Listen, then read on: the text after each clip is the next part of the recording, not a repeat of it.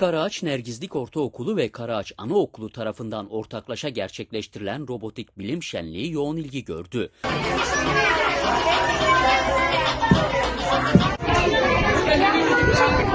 Karaağaç Anaokulu bahçesinde gerçekleştirilen bilim şenliğinde öğrenciler tüm hünerlerini sergiledi.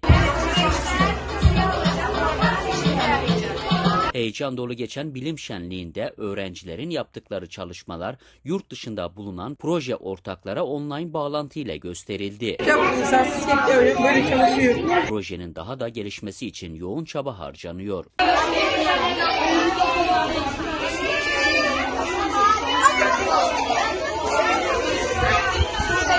Projede Türkiye'den Şırnak, Çorum, Denizli, Hatay, yurt dışından Yunanistan, Romanya, Litvanya, Bulgaristan ülkeleri bulunuyor.